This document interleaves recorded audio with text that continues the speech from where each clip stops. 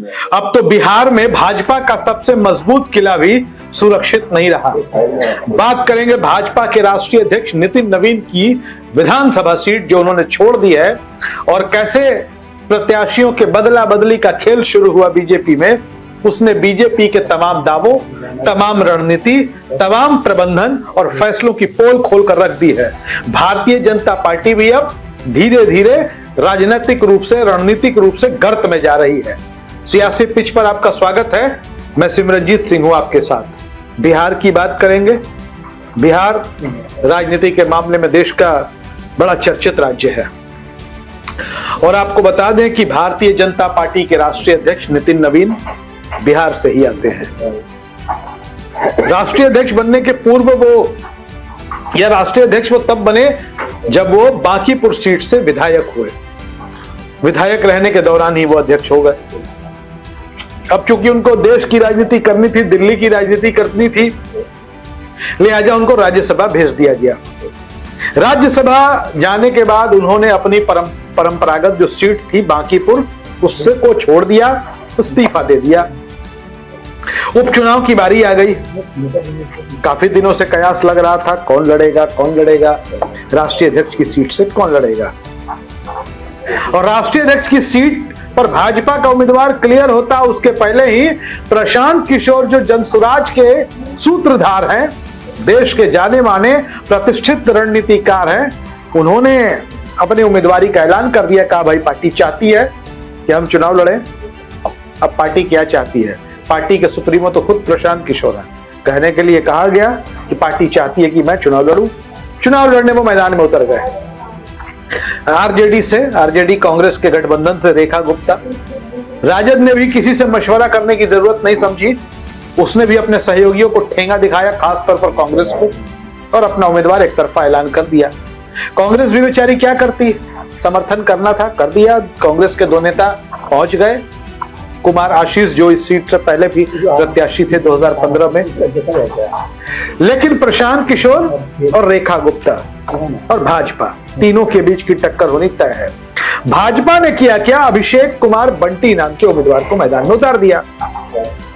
बेचारे ने नामांकन किया, नामांकन में जनसभा की, माता पिता के पैर छूते हुए फोटो शूट कराया, आजकल जो चल रहा है, और माता पिता भावुक होकर रोते हुए दिखाई भी दिए।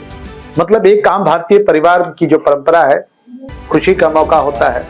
बांकीपुर को भाजपा के लिए सेफ सीट माना जाता है, सेफ सीट माना जाता रहा है। लेकिन आखिर ऐसा क्या हुआ कि अभिषेक कुमार बंटी का टिकट बदल दिया गया।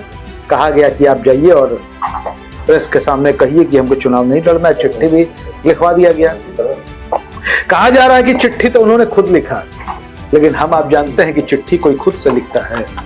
किसी को टिकट मिल जाएगा बीजेपी का, वो छोड़ेगा और कहेगा कि हम नहीं लड़ेंगे पारिवारिक कारणों से। कौन सा पारिवारिक कारण भाई? तो फिर बहुत सारी बात सामने आने लगी। लेकिन एक बात जान लीजिए, भारतीय जनता पार्टी ने अपना पहला जो विकेट कह सकते हैं डाउन करा दिया है बांकीपुर में, और जनसुराज के जो उम्मीदवार हैं प्रशांत किशोर, उनकी बढ़त हो गई है। कैसे आपको बताते हैं। दरअसल बीजेपी को लगता था कि बांकीपुर उसके लिए एक ऐसी सीट है कि किसी को भी लड़ा देंगे वो चुनाव जीत जाएगा। लड़ा दिया अभिषेक बंटी को, लेकिन बाद में मामला सामने आया, मीडिया रिपोर्ट्स के हवाले से, कोई आधिकारिक पुष्टि नहीं है, कि अभिषेक बंटी के पिता रविंद्र प्रसाद को चारा घोटाले के मामले में दोषी ठहराया गया था। वही चारा घोटाला जिसे लेकर अक्सर या कह लें कि भारतीय जनता पार्टी और एनडीए की पूरी राजनीति बिहार में इस घोटाले के ऊपर ही टिकी हुई है। इस घोटाले के मामले में राजद सुप्रीमो लालू प्रसाद यादव जो है वो सजायाफ्ता हो चुके हैं, और सजा उनको है, और ये बार बार सवाल वहां पर उठा दिया जाता है बीजेपी की तरफ से, और लालू प्रसाद यादव पर निशाना साधा जाता है। तो ऐसे में कहीं विपक्ष के निशाने पर बीजेपी का कैंडिडेट ना आ जाए, इसलिए टिकट बदल के अभिषेक का किसी नीरज कुमार को दे दिया गया। अब आप एक बात को समझिए, इस बात में कितना दम है। मीडिया इस बात को बता रही है, या कह ले कि बताने की कोशिश की जा रही है या करवाई जा रही है। मीडिया तो भोंपू है, उसको कहा जा रहा है कि तुम बोलो कि इनके पिता का नाम चारा घोटाले में था। तो भाई जगन्नाथ मिश्रा के बेटे को फिर मंत्री क्यों बना रखा है? नीतीश मिश्रा, जगन्नाथ मिश्रा बिहार के पूर्व मुख्यमंत्री, चारा घोटाला उन्हीं के कार्यकाल में हुआ, उनको सजा भी हुई और उसके बाद उनके बेटे नीतीश मिश्रा भारतीय जनता पार्टी से लगातार चुनाव लड़ते आ रहे हैं, लगातार विधायक भी बनते आ रहे हैं और जब मौका आ रहा है मंत्री भी बन रहे हैं। तो आखिर अभिषेक बंटी में क्या खराबी थी? दरअसल इसकी हकीकत आपको बता देते हैं। लालू प्रसाद यादव की पार्टी आरजेडी और जन स्वराज, इन दोनों को इस बात की भनक मिल गई थी कि ये चारा घोटाले के आरोपी फैमिली से आते हैं और वो इसको मुद्दा बना सकते थे। प्रेस कॉन्फ्रेंस होने वाला भी था, मुझे खबर मैं देख रहा था कि आरजेडी की ओर से जो है प्रेस कॉन्फ्रेंस इस मुद्दे पर होने वाला था। और उधर प्रशांत किशोर तो माहौल बनाने में माहिर है, वो उनका पेशा रहा है। तो चारा घोटाले को लेकर के वो मैदान में कूदते, भारतीय जनता पार्टी को इस परेशानी हो सकती थी। लेकिन एक कुछ चीजें तय हो गई कि बाकी पूरा भाजपा का गढ़ नहीं रहा। गढ़ होता तो किसी को भी लड़ा देते, वो लड़ता रहता और जनता को भी क्या फर्क पड़ता है। सम्राट चौधरी को लेकर प्रशांत किशोर ने क्या कुछ नहीं कहा। सम्राट चौधरी मुख्यमंत्री हैं। निशांत कुमार को लेकर के जनता ने क्या कुछ नहीं कहा, लोगों ने क्या कुछ सोशल मीडिया पर नहीं लिखा, वो स्वास्थ्य मंत्री हैं। दिलीप जायसवाल को लेकर कितने सवाल खड़े हुए, दिलीप जायसवाल भी आज बिहार सरकार में मंत्री है। क्या ही फर्क पड़ता है? कोई फर्क नहीं पड़ता किसी को। लेकिन कुछ तो है जिसकी पर्देदारी है। दरअसल सम्राट चौधरी की अग्नि परीक्षा होने वाली है। सम्राट चौधरी सरकार की पहली अग्नि परीक्षा हो चुकी है। भोजपुर बक्सर एमएलसी उपचुनाव में सीट थी भाजपा जदयू गठबंधन की, उस सीट को राजद ने जीत लिया, हरा दिया राधा चरण सेठ के बेटे को, कन्हैया कुमार को। चुनाव कौन जीत गया? राजद के उम्मीदवार सोनू राय। पहली अग्नि परीक्षा में सम्राट चौधरी की सरकार असफल रही। यह दूसरी अग्नि परीक्षा और वैसी अग्नि परीक्षा कि यहां 50,000 60,000 वोटों से बीजेपी की जीत होती रही है।